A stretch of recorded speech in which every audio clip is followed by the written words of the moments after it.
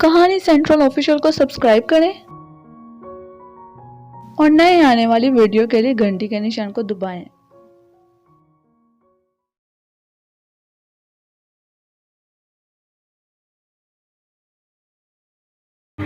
सर्दी अपने पूरे शबाब पर थी। अमूमन जिंदगी की जवानियां शाम होते ही खत्म हो जाती हैं, लेकिन उम्र और तबका की असल जिंदगी शाम से ही शुरू होती है। इसलिए शहर के तमाम बड़े बड़े होटलों, रक्स गाहों, जुए खानों और अय्याशी के खुफिया अड्डों में शाम होते ही चहल पहल शुरू हो जाती है और फिर सुबह तक रंगो नूर का एक सैलाब हर तरफ रवा दवा नजर आता है।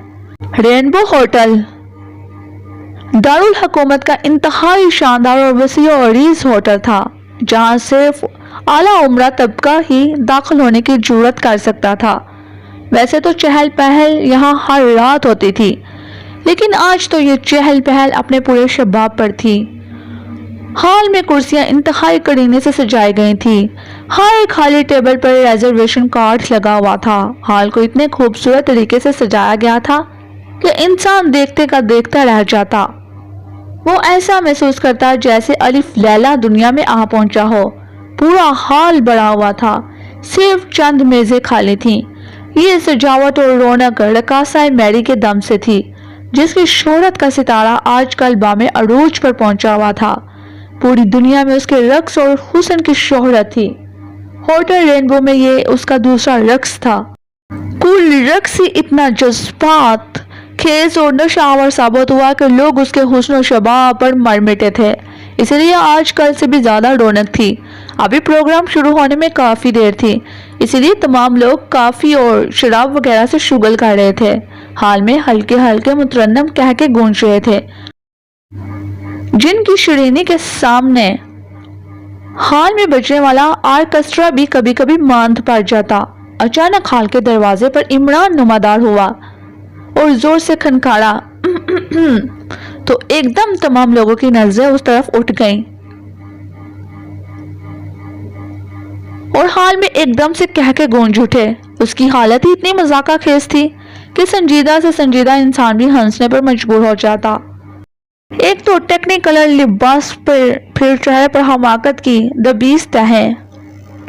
वो हाल को इतनी हैरानगी से देख रहा था जैसे पत्थर के जमाने का इंसान हो और ये सब कुछ जिंदगी में पहली बार देख रहा हो। देखने का अंदाज ही इतना मजाका खेज था कि लोगों को बेतहाशा हंसने पर मजबूर कर देता।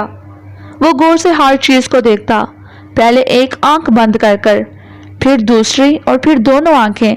जब दोनों आंखों से कुछ नजर न आता तो चेहरे पर झुंझुलाहट तारी हो जाती। उसे वहां इस तरह से देख कर एक वेटर अदब से उसकी तरफ बढ़ा और उसे रिजर्वेशन कार्ड के मुतालिक पूछने लगा। पहले तो इमरान ने उसकी तरफ कोई तवज्जो न दी। जब वेटर जोर से बोला तो वो ऐसे उछला जैसे किसी सांप ने उसे डस लिया हो। वो संभलते संभलते वेटर को अपने साथ जमीन पर ले आया।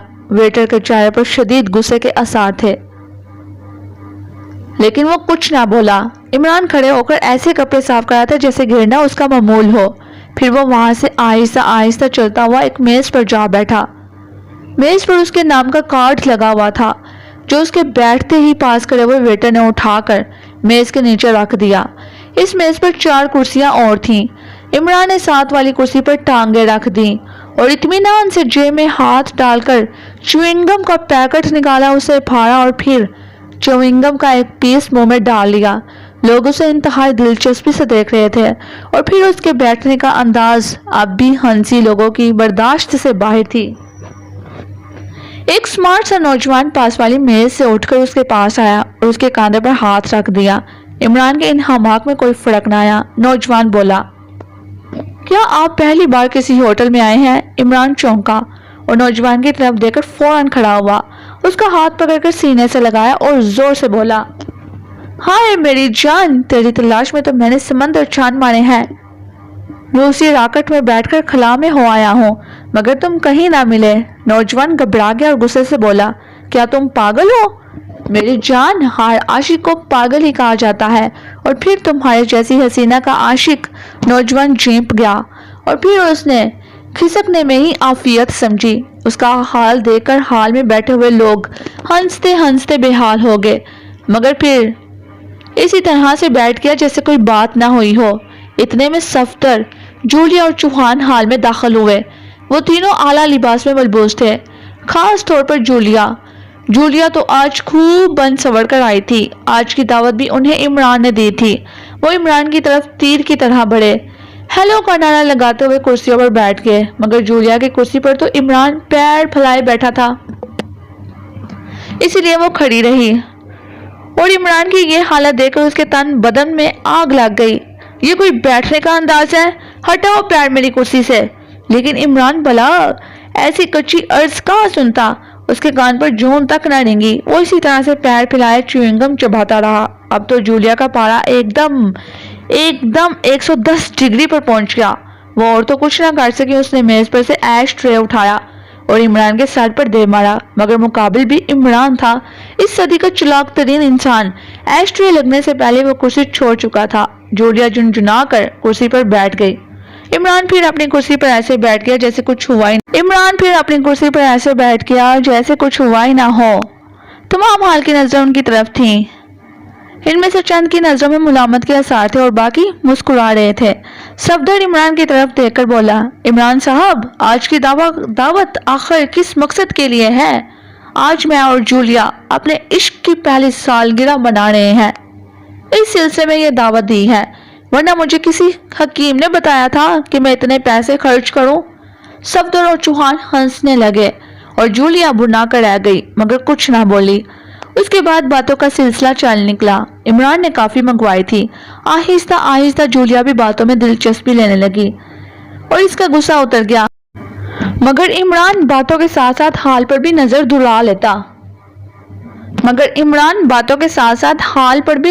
दुरा लेता। अचानक वो बुरी तरह से चौंका और कुछ संभल कर बैठ गया, लेकिन ये सिर्फ चंद सेकंड के लिए हुआ था। इसके बाद वो इस तरह से लापरवाह हो गया। लेकिन सफदर खास तौर पर तशवीश में पड़ गया, क्योंकि इमरान का इस तरह से चौंकना उसके लिए किसी खास बात की तरफ इशारा करता था। उसकी नजरें फौरन दाखिली दरवाजे की तरफ उठी। वहां से एक गैर मुल्की नौजवान इंतहाई आला गरम सूट में मलबूस आहिस्ता आहिस्ता एक मेज की तरफ बढ़ रहा था।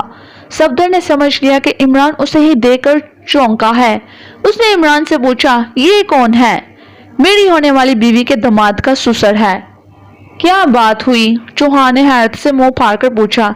कमाल है, इतनी बड़ी बात हो गई और तुम कहते हो कि कोई बात ही नहीं है। इमरान मुंह बनाकर बोला, आखिर हुआ क्या है? जूलिया ने फाड़ खाने वाले अंदाज में पूछा। इमरान ने उनकी तरफ मुंह करकर आहिस्ता से कहा, ये नौजवान जर्मनी की सीक्रेट सर्विस से ताल्लुक रखता है। इसका नाम मल्टन है। जर्मनी? मगर ये यहाँ कहाँ? सफदर अपनी हैरत ना छुपा सका। यही तो मैं सोच रहा हूँ, मगर तुम उसे किस तरह से जानते हो?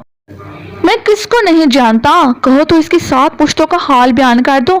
खैर होगा, हमें क्या? चौहान बोला, लेकिन उसके चेहरे पर भी तशवीश के आसार नुमाया थे। सफदर, क्या तुम्हारे पास रिवॉल्वर है? इमरान अचानक सफदर से मुखातब हुआ। नहीं, क्यों? हम यहाँ दावत खाने आए हैं या निशानाबाजी करने? लेकिन मुझे यहाँ हंगामा होता नजर आता है। खैर देखा जाएगा। इतने में रक्स शुरू हो गया। रक्स वाकई हिजयान खेज था। सब लोग रक्स देखने में मसरूफ हो गए, लेकिन इमरान बूढ़े बूढ़े मुंह बनाता रहा। जूलिया से रहा न गया। उसने इमरान से पूछा, तुम ये कोनैन क्यों चुबा रहे हो? मैं सोच रहा हूँ कि लोग इस बेमानी उछल कूद पर आशिक हो गए हैं। इससे ज्यादा अच्छी उछल कूद तो कल्लू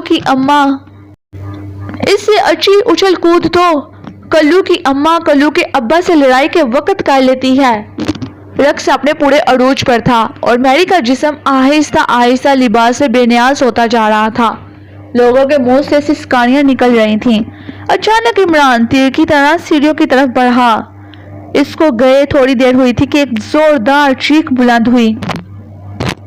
रक्स रुक गया। तमाम लोग अपनी अपनी जगहों से उठ खड़े हुए थे। इन तीनों ने देखा कि वही नौजवान सीने पर हाथ रखे फर्श पर लूट फूट हो रहा है। देखते ही देखते वो ठंडा हो गया। कत्ल का शोर मच गया। लोग जल्दी से खिसकने लगे, लेकिन इंतजामिया ने दरवाजे बंद कर लिए, जिस पर चंद लोगों ने एहतजाज किया, लेकिन मैनेजर ने माजरत की। کہ جب تک پولیس نہ آ جائے دروازہ نہیں کھول سکتے وہ۔ اتنے میں عمران واپس آتا نظر آیا۔ اس کے بال کچھ بکھرے ہوئے تھے اور چہرے پر بھی 2-3 خراشیں تھیں۔ وہ آ کر اپنی کرسی پر بیٹھ گیا۔ جولیا نے کہا، کہاں گئے تھے تم؟ اپنی بیوی کے داماد کے سسر کے قاتل کو پکڑنے۔ مگر تم نے اسے دیکھ کیسے لیا؟ مجھے گیلری کے پردے کے پیچھے پستول کی نال کی جھلک نظر آ گئی تھی، لیکن پہنچنے سے پہلے ہی وہ گولی چلا چکا تھا اور پھر بھاگ گیا۔ خیر میں نے اسے دیکھ لیا ہے۔ اتنے میں پولیس آ پہنچی اور تھوڑی سی تفتیش کے بعد دروازے کھول دیے گئے اور حسب توقع قاتل کا کچھ پتہ نہ چل سکا۔ ٹیلی فون کی گھنٹی زور سے بجی۔ جولیا نے لپک کر ریسیور اٹھا لیا۔ ہیلو، جولیا اسپیکنگ، اس نے کہا۔ ایکس ٹو ایک گڑراہٹ سی بلند ہوئی تھی اور جولیا سنبھل گئی تھی۔ Good morning sir. Morning. Julia تمام ممبر سے کہہ دو کہ 1 گھنٹے بعد دانش منزل میں جمع ہو جائیں۔ آج ہماری ٹیم میں ایک نئے ممبر کا اضافہ ہو رہا ہے، اس کا تعارف تم سب سے کروایا جائے گا۔ جولیا نے تمام ممبروں کو فون کر یہ خبر سنا دی۔ 1 گھنٹے بعد سیکرٹ سروس کے تمام ممبران دانش منزل کے ایک ہال میں بیٹھے تھے۔ وہ آپس میں اس نئے ممبر کے متعلق بات چیت کر رہے تھے۔ آخر اتنے سارے ممبر بھرتی کرنے کی کیا ضرورت ہے؟ کیا ہم لوگ کم ہیں؟ تنویر نے ناک سکیڑ کر کہا تھا۔ ایکس ٹو تم سے بہتر سمجھتا ہے، جولیا نے تنگ آ کر جواب دیا۔ ایکس ٹو کوئی خدا تو نہیں؟ آخر وہ بھی تو ہماری طرح انسان ہے۔ خیر یہ تو نہ کہو، ایکس ٹو جیسا دماغ ہم سب مل کر بھی پیدا نہیں کر سکیں گے، چوخان نے کہا۔ اتنے میں عمران دروازے میں داخل ہوا۔ یہ تم سب مل کر کسے پیدا کر رہے ہو؟ کیا اس کے لیے جولیا اکیلی کافی نہیں ہے؟ سب کہکا مار کر ہنسنے لگے، لیکن جولیا اور تنویر کا منہ بن گیا۔ ابھی وہ جواب دینے ہی والے تھے کہ یکا ٹرانسمیٹر کا بلب سپارک کرنے لگا اور وہ سب ایکس ٹو سننے کے لیے سنبھل گئے، لیکن عمران اسی طرح سے لاپرواہی سے بیٹھا رہا۔ کیا تمام ممبر آ گئے ہیں؟ ایکس ٹو کی آواز آئی تھی۔ جی ہاں، جولیا نے جواب دیا۔ خوب، تو سنو، آج میں آپ کا ایک نئے ممبر سے تعارف کروا رہا ہوں۔ مجھے امید ہے کہ تم سب بھی اس سے مل کر ضرور خوش ہوگے اور وہ ہماری ٹیم میں ایک شاندار اضافہ ہوگا۔ اس کا نام کیپٹن شکیل ہے۔ میں نے اسے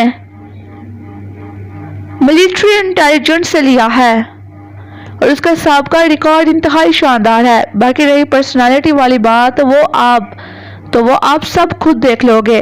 ایکس ٹو کی آواز آنا بند ہو گئی تھی۔ اتنے میں دروازہ کھلا اور ایک دراز قد سیدھے بالوں والا نوجوان، جس نے انتہائی خوبصورت چاکلیٹی رنگ کا سوٹ پہنا ہوا تھا اور اس کا قد تقریباً 6 فٹ 4 انچ کے قریب تھا، اور اس کے ساتھ ساتھ اس کا جسم بڑا ہوا اور فولاد کی طرح سخت معلوم ہوتا تھا۔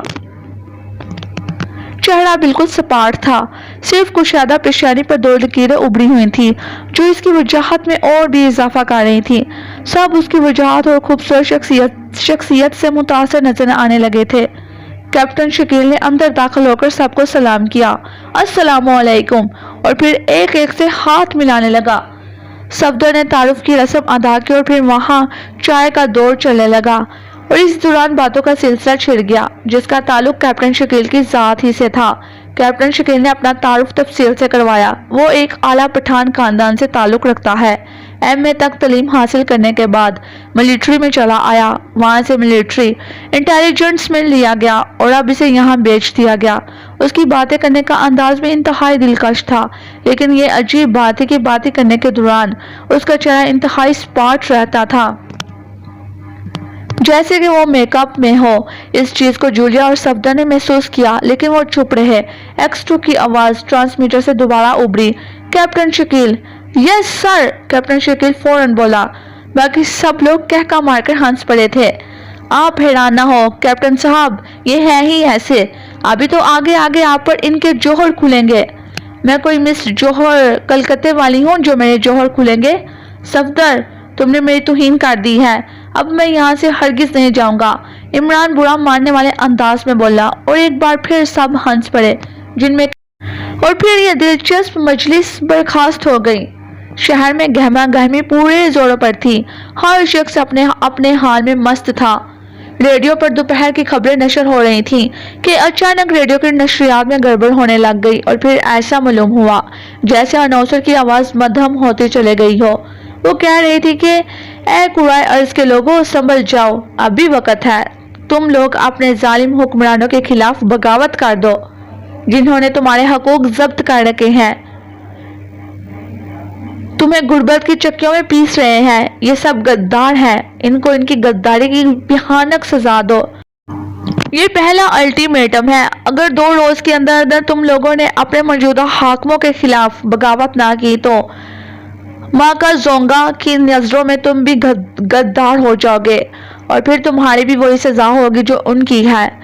सुनो, अब भी समझ जाओ, माँ का जोंगा तुम्हें वक्त दे रहा है, 2 दिन, सिर्फ 48 घंटे। इसके बाद तुम सब पर एक आफत टूट पड़ेगी जिससे ना जवान बच सकेंगे, ना बूढ़े, ना औरतों को पनाह दी जाएगी और ना बच्चों को।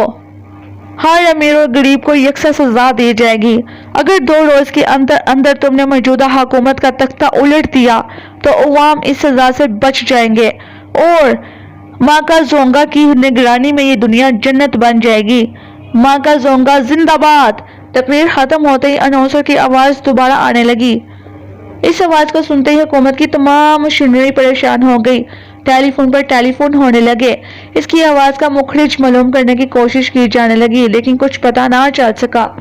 सिर्फ इतना मालूम हुआ कि इस वक्त तमाम दुनिया की नशरियात जाम हो गई और यही आवाज तकरीबन हर मुल्क के इस इलाके की कौमी जुबान में नशर हुई। तमाम दुनिया इस ऐलान से बौखला उठी। अवाम में चैन मंगोइयां शुरू हो गई। चंद लोग उसकी हमायत में थे और चंद उसके खिलाफ। शार पसंद अनासर ने अपनी सरगर्मियां तेज कर दी लेकिन हर मुल्क की हुकूमत ने सख्ती से इस तकरीर की तरदीद की।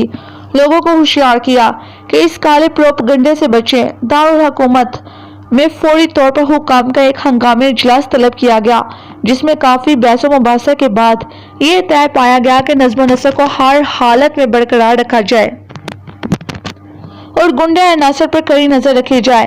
शाम की खबरों में एक बार फिर यह ऐलान दोहराया गया जिससे हलचल में इजाफा हो गया। फिर तो खबरों के हर बुलेटिन के दौरान ये ऐलान दोहराया गया और मोहलत की मुद्दत बाकायदा घंटों में बताई जाती। पूरी दुनिया के लोगों में खौफ व हरास फैल गया। सारी दुनिया में हंगामी हालात का ऐलान कर दिया गया। जैसे जैसे मुद्दत खत्म होती जाती खौफ व हरास में इजाफा होता चला गया। दारुल हुकूमत का नज़्म नसक फौज ने संभाल लिया लेकिन हुक्काम और अवाम दोनों परेशान थे कि यह मुसीबत कहां से नाजिल हो गई और किस तरह से टलेगी और किस किस्म की होगी। सबके ज़हनों में एक बहुत बड़ा सवालिया निशान था जिसका कोई मुनासिब जवाब ना मिल सका। आखिर इस मोहलत के ख़त्म होने में 1 घंटा बाकी रह गया था। फिर आहिस्ता आहिस्ता वो घंटा भी गुजर गया। लोग परेशानी के आलम में घरों में घुस गए। अचानक फिजा में वही आवाज़ गूंजने लगी, कुराए अर्ज के लोगों, तुम्हारी सजा का वक्त आ पहुंचा है। माँ का जोंगा तुम्हें भयानक सजा देना चाहता है लेकिन चूंकि ये पहली वार्निंग थी इसलिए सजा इंतहाई कम दी जाएगी। इसके बाद जो सजा होगी वो इंतहाई भयानक होगी। लोगों तैयार हो जाओ, अब से ठीक 5 मिनट के बाद तुम्हारी जमीनों में पानी की सतह ऊंची हो जाएगी और फिर जमीन के चप्पे चप्पे में से पानी निकलेगा। तमाम इमारतें चाहे वो कच्ची थी या पक्की ऐसे गिरने लगेंगी जैसे रेत की दीवारें। लोग डूबने लगेंगे। तमाम इंतजामी मशीनरी फेल होकर रह गई। सड़कों पर पानी ही पानी बहने लगा। लोग धड़ाधड़ ऊंची ऊंची जगहों पर पहुंचने लगे लेकिन इस धक्कम पेल में सैकड़ों लोग मर गए। लोग हुकूमत के खिलाफ हो गए। ये सब कुछ आधे घंटे के लिए हुआ। इसके बाद जमीन से पानी निकलना बंद हो गया। अब हर तरफ क़यामत का तूफान नौ की तो सिर्फ हकायतें सुनी थी। अब लोगों ने अपनी आंखों से तूफान नौ का मंजर देख लिया था। हर तरफ पानी ही पानी था। अब पानी निकलना तो बंद हो गया था लेकिन इमारतें धड़ाधड़ गिर रही थीं। लोग इमारतों से सामान निकालने लगे लेकिन हर तरफ पानी ही पानी था। सैकड़ों लाशें इस पानी में तैर रही थीं। इनमें बच्चे भी थे, बूढ़े भी और औरतें भी। मुख्तलिफ सामान भी पानी में तैर रहा था। हर तरफ मौत की सी वीरानी छाई हुई थी लेकिन ये अच्छा हुआ कि हर लम्हा पानी की सतह नीचे गिर रही थी। आखिर जब पानी की सतह बिल्कुल नीचे होती गई तो बच्चे कुचे बदखाल लोग बिल्डिंगों की आखिरी मंजिलों से निकल आए। अब शहर में हर तरफ मातम हो रहा था। लाखों की तादाद में लोग मार चुके थे, करोड़ों का नुकसान हो चुका था। दारुल हुकूमत को फौज के हवाले कर दिया गया था और फौजी गाड़ियां और टैंक शहर में गश्त कर रहे थे। हर तरफ उदासी ही उदासी छाई हुई थी, वीरानी ही वीरानी, मौत की वीरानी। सफदर आराम से बैठा चाय पी रहा था कि एकदम उसे ऐसा महसूस हुआ जैसे किसी ने उसका नाम लिया हो। वो चौंक उठा और इधर उधर देखने लगा, लेकिन होटल के सब लोग अपनी अपनी बातों में मसरूफ थे। वो बड़ा हैरान हुआ, फिर सोचा शायद किसी के साथी का नाम हो। चुनाचा वो फिर चाय की प्याली की तरफ मुतवज्जो हो गया कि अचानक उसे एक छोटा सा कंकड़ लगा। बेसाख्ता उसकी नजरें ऊपर उठ गईं तो गैलरी में से उसे कैप्टन शकील बैठा नजर आया। कैप्टन शकील ने उसे आंख से इशारा किया। वो खुद उठकर बाथरूम की तरफ चला गया। सफदर ने इत्मीनान से चाय का आखिरी घूंट लिया और उठकर बाथरूम की कितार की जानिब बढ़ गया। एक तरफ उसे कैप्टन शकील सिगरेट पीता नजर आया। उसकी आंखों में बेताल्लुकी थी और चेहरा हमेशा की तरह हर किस्म के जज्बात से आरी। सफदर जैसे ही उसके पास से गुजरा, एक कागज का पुर्जा उसके हाथ में मुंतकिल हो गया। सफदर फौरन एक खाली बाथरूम में घुस गया। उसने पुर्जा पढ़ा तो लिखा था, सफदर अपने सामने वाली मेज पर ग्रे सूट वाले का ख्याल रखना, वो तुम्हारा ताकुब करता हुआ यहाँ तक आया है। सफदर ने कागज को मरोड़कर बेसन में बहा दिया और खुद दरवाजा खोल दिया। बाहर आ गया तो इसे वही ग्रे सूट वाला अपनी तरफ आता हुआ नजर आया। सफदर को देखते ही उसके चेहरे पर इत्मीनान की झलक नुमाया हुई। सफदर बगैर तवज्जो दिए उसके पास से गुजरता चला गया। सफदर सीधा काउंटर पर गया और काउंटर गर्ल से फोन की इजाजत चाही। सफदर ने X2 के नंबर घुमाए। फौरन उधर से X2 की मखसूस आवाज उभरी, X2, मैं सफदर बोल रहा हूँ जनाब। कहो क्या बात है? आवाज में सख्ती नुमाया थी। जनाब, मैं आपके हुक्म के मुताबिक होटल शेजान में ठीक 6 बजे पहुंच गया था। वहां मुझे कैप्टन शकील ने एक ग्रे रंग वाले सूट के मुताबिक बताया कि वो मेरा ताकुब करता हुआ यहाँ तक पहुंचा है। सफदर, X2 गुर्राया था। यस सर, सफदर ने फौरन कहा। तुम फौरन होटल से चले जाओ, ग्रे सूट वाला तुम्हारा पीछा करेगा। उसे हर हालत में लेकर दानिश मंजिल में पहुंच जाना। मैं नाकामी की बात नहीं सुनूंगा। ओके सर, सफदर ने जवाब दिया और सिलसिला मुनक़ता कर दिया। उसने फोन रखकर काउंटर गर्ल की तरफ देखा, लेकिन वो उस तरफ तवज्जो ना थी। सफदर ने आहिस्ता से जेब से पैसे निकाले और काउंटर पर आकर बाहर निकलता चला गया। बाहर आकर उसने इधर उधर देखा और एक टैक्सी को बुलाकर उस पर बैठ गया। ड्राइवर को न्यू हाई स्ट्रीट की तरफ चलने का कहा। टैक्सी चल पड़ी। सफदर ने थोड़ी देर बाद पीछे मुड़कर देखा तो एक सुर्ख रंग की कार बड़ी तेजी से उनके आगे निकल गई। उसे वही ग्रे सूट वाला ड्राइव कर रहा था। सफदर मुस्कुरा दिया। उसने ड्राइवर को कहा, इसका पीछा करो। ड्राइवर ने कहा, मगर जनाब। सफदर ने कहा, यह पुलिस का काम है, घबराओ मत। और ड्राइवर बड़ी मस्तगी से उसका पीछा करने लगा। अचानक सुर्ख रंग की कार जनरल झील की तरफ मुड़ गई। एक सुनसान सड़क थी। सफदर संभल गया। अब तमाम सुनसान रास्ता शुरू हो गया था। अचानक सुर्ख रंग की कार सड़क पर टेढ़ी होकर खड़ी हो गई। टैक्सी ड्राइवर ने बड़ी फुर्ती से ब्रेक मारी। टैक्सी रुक गई। एक कार पीछे भी आ रुकी। इसमें से 4 आदमी पिस्तौल लिए नीचे उतर आए। सफदर पूरी तरह से गिर चुका था, लेकिन वो इत्मीनान से बैठा रहा। वो चारों इसकी कार के गिर्द खड़े हो गए। इनमें से एक ने सफदर को नीचे उतरने को कहा। जैसे ही सफदर नीचे उतरा, वो सुर्ख रंग की कार तेजी से आगे बढ़ गई और सफदर अपनी किस्मत को कोसने लगा। वो चारों इसे पिस्तौल की जद में लिए अपनी कार की तरफ बढ़ने लगे।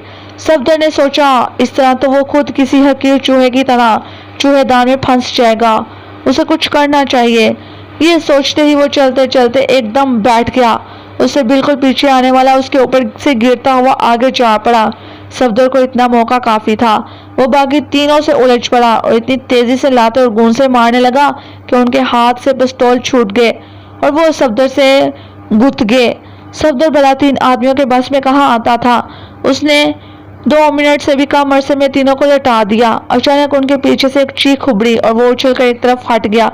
उसे अपने पीछे एक आदमी जिसको उसने नीचे गिराया था गिरता हुआ नजर आया। ये कारनामा टैक्सी ड्राइवर का था जिसने एक पत्थर से उसे मार गिराया था। सफदर ने इन चारों की तलाशी ली तो सबकी जेबों से एक अजीबोगरीब कार्ड निकला जिस पर सुर्ख रोशनाई से माँ का जोंगा लिखा हुआ था। नीचे मौत की तस्वीर यानी खोपड़ी और इसके नीचे 2 हड्डियां बनी हुई थी। इतने में वो टैक्सी ड्राइवर भी करीब आ गया। सफदर ने उसे तहसीन अमेज नजरों से देखा और उसकी मदद से इन चारों को उठाकर उनकी कार में ठूंस दिया और खुद टैक्सी में बैठकर वापस शहर की तरफ चल पड़ा। उसे यकीन था कि वो इस सुर्ख रंग की कार को नहीं पा सकता। वो X2 से सख्त शर्मिंदा था।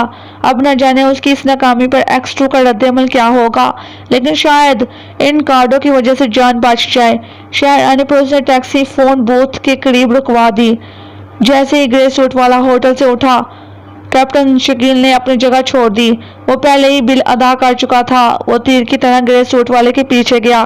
ग्रे सूट वाला एक सुर्ख रंग की स्पोर्ट कार में बैठ गया। कैप्टन शकील ने तेजी से इधर उधर देखा और फिर वो डिग्गी को आहिस्ता से उठाकर फुर्ती से अंदर घुस गया।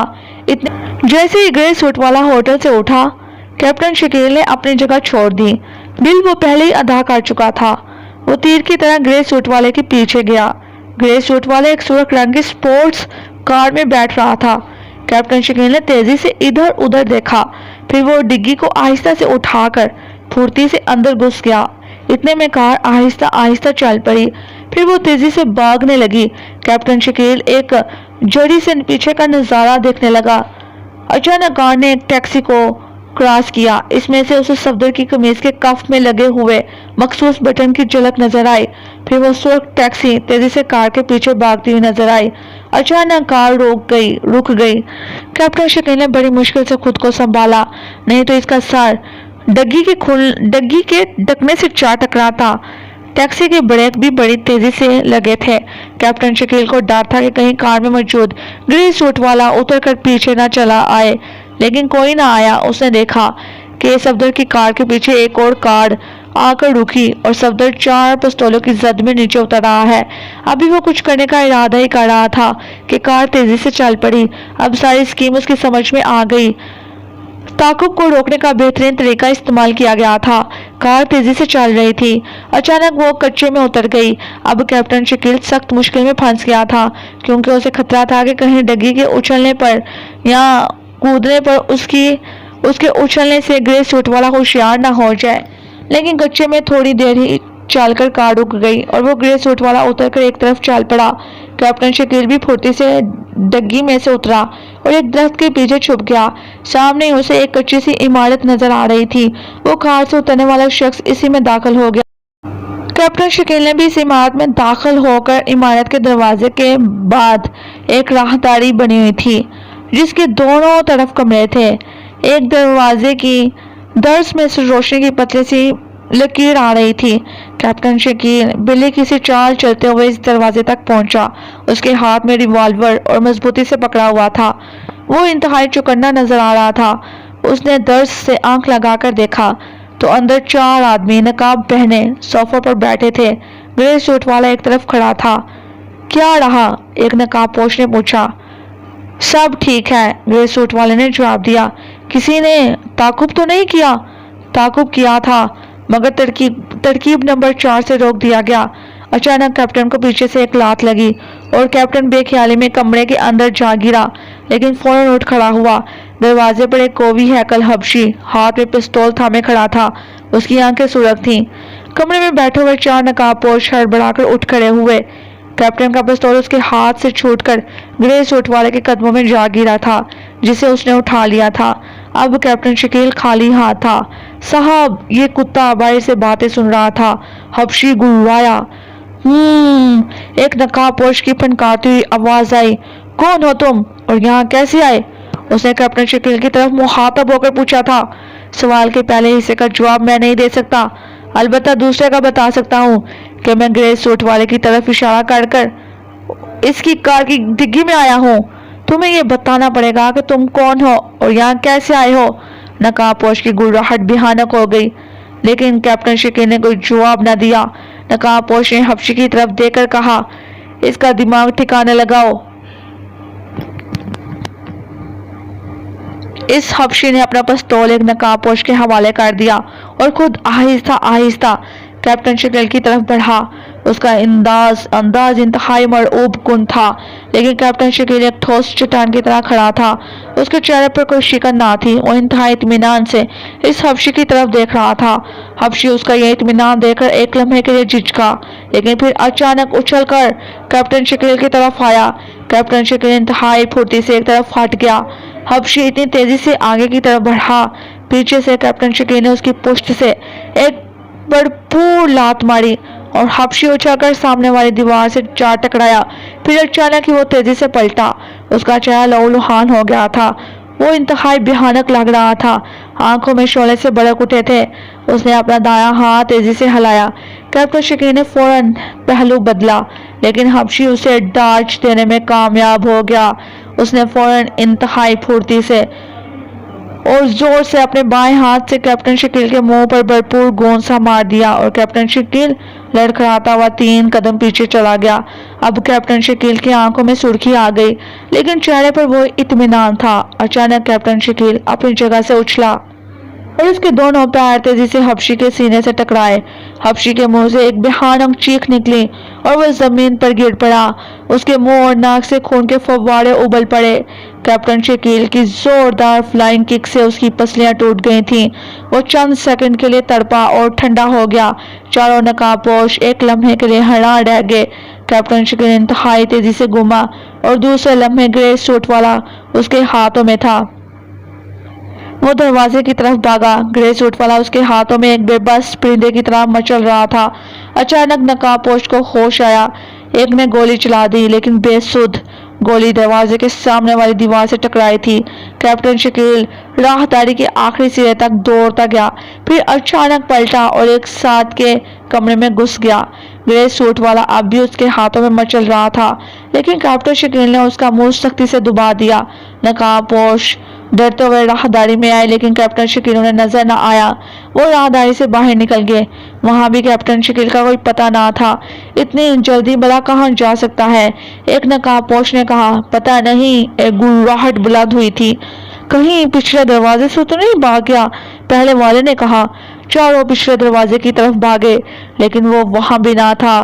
ایک نقاب پوش نے جو ان کا سردار تھا، تینوں کو عمارت کے مختلف کونوں میں دیکھنے کے لیے بھگا دیا اور خود بلڈنگ دیکھنے کے لیے گیا۔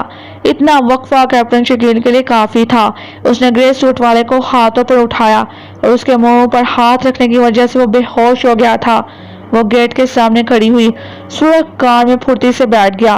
گرے سوٹ والے کو اس نے پچھلی سیٹ پر پھینکا اور پھر انتہائی تیزی سے کار بیک کی اور سڑک پر سے ہوتا ہوا تیزی سے ایک طرف چل پڑا۔